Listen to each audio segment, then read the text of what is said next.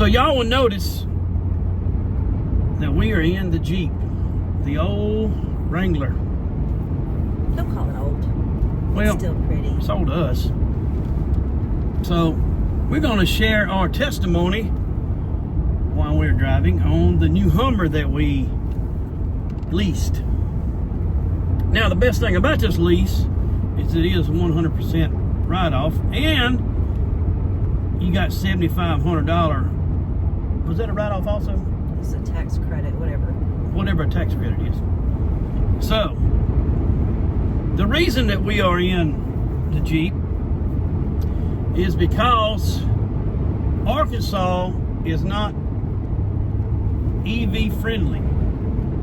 There is not one place in Harrison, Arkansas that is, there's no plug-ins. None, Well, not even at Walmart, anywhere. So the benefit is we can plug it in at home. So I start That's right. every morning with a full tank, if you will.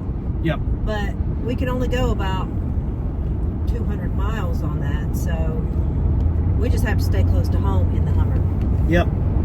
Now, what is your thoughts on it locally? Oh, I love it. Locally, it's great. What do you like about it? I like the size of it. I feel like I'm driving a tank. I feel totally safe. I love it that I don't have to fill it up with gas. I just love the look of it, the luxury of it. It's very nice. It's also on the bumpy roads, that cow pasture that we live on. It's a smoother ride than anything else. Yeah, it is. I have to say that. All right, but the reason that we are in the Jeep, and for the last couple weekends that we have went out of town, we have taken the Jeep. Because the first week that we had the Hummer, we decided we was going to go to Orlando and Vera Beach. And that should have been around a 7 or 8 hour trip from our South Carolina location. Well, it turned into what? 12 hours before we actually checked in Vera Beach, because stopping and charging. The one important thing that we found out about is you might as well go to a supercharger, and if you're not in a supercharger, you will be there all day long. Now, here's my thing that I want to say about the EV charging stations. They really need to do a better job. So when you stop to get gas, what do? You go potty, you get snacks, right? When you have to go to an EV charger, you have to sit there 30 to 45 minutes, and there's nowhere to go to the bathroom a lot of times, and there's nowhere to eat. Everywhere you have to walk to, right? Because your vehicle is charging, and it's just not very convenient. So basically, you just have to sit and hang out in your car and wait until it charges before you can go somewhere else to stop and do your business. Yep. And eat. One thing I would tell you, us being business owners, is I would definitely look into bringing an EV charger. If you had a restaurant, convenience store, they have them at Walmart, they have them at Buc-ee's. Buc-ee's is a great idea. Obviously, you're going to go in there and spend money while you've got 30 minutes to charge. But what Chris is talking about is we went to places where they put the EVs out in the middle of nowhere. Out in the middle of nowhere. Some of them at Walmart parking lots and stuff like that. But, I mean, they are way, way in the back. And some of them even kind of sketchy of wanting to be there. I wouldn't want Chris to go there alone. Some of them was behind buildings. Some of them was behind shady hotels. But I do see the Hummer and all these electric vehicles are, how do I say this, are catered to the 15-minute cities. Would you believe? Oh, absolutely. Okay. So, is this something that, you know, I would never. Is that a new conspiracy theory? I don't know. But it only took us one trip in the Hummer out of town to figure out that we wasn't going to do that anymore. Another thing about these EVs is that Hummer weighs 10,000 pounds. All right, so we cannot pull it behind our motorhome.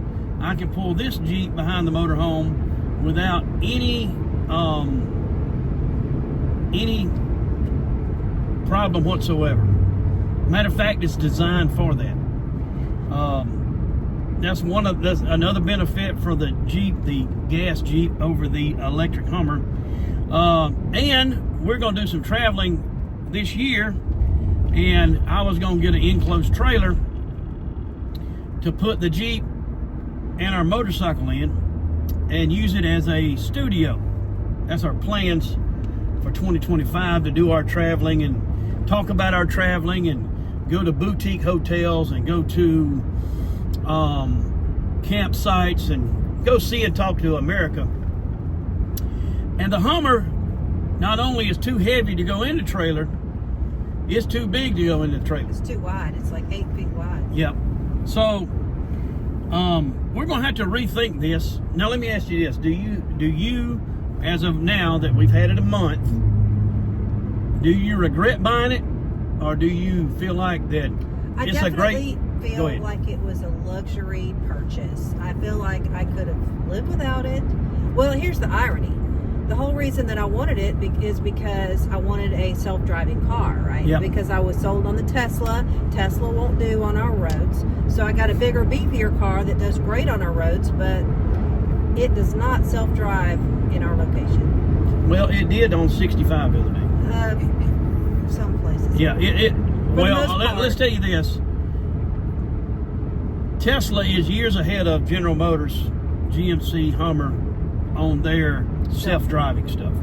So what got Chris hooked on this was she had to fly out to South Carolina and she used my daughter's Tesla instead of driving one of my big so I borrowed trucks. her car, and then when it was time for me to give it back to her, I was like, but I don't want to. Yep. And because I love it. I love the self-driving. And I had a trip planned to go to Charleston, which is about 3 hours away, and I just didn't want to drive it because I hate navigating and all that. And so all I had to do when I left Spartanburg, South Carolina, I told it where I was going. It pulled me into the charging station when it needed to. I literally had to touch the steering wheel maybe 3-4 times the whole trip to Charleston. Yep. And it drove me right into my son's driveway. And that's back roads, parking lots, driveways, the whole 9 yards. Now, on the Hummer, it does have self-driving that works good, but when it comes time to get off at an exit, it's going to turn red and start shaking and tell you that you need to take over. The Tesla does not do that. Matter of fact, I did notice the other day that the Hummer did stop at the red light. All right. I wouldn't trust it. Well, anyway, Tesla is years ahead of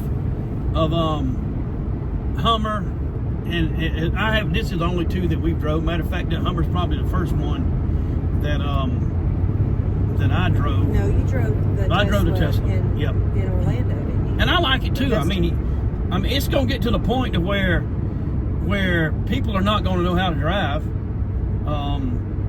because everything's automated. Well, now, I do believe that is a curse. I want to say this though. I feel like the Tesla drives itself better than I drive it.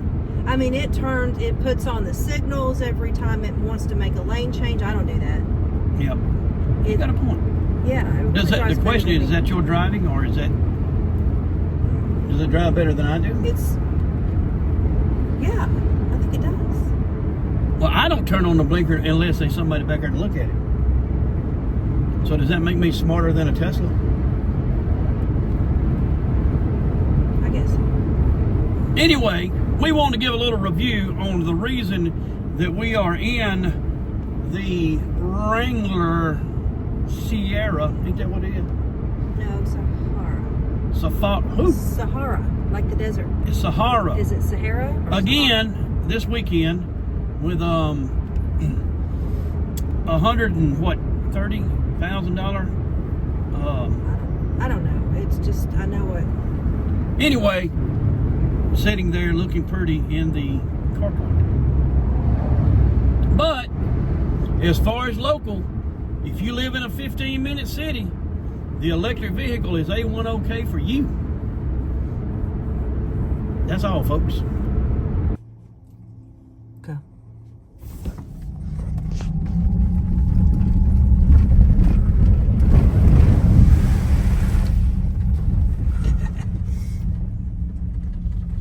That's washed clean.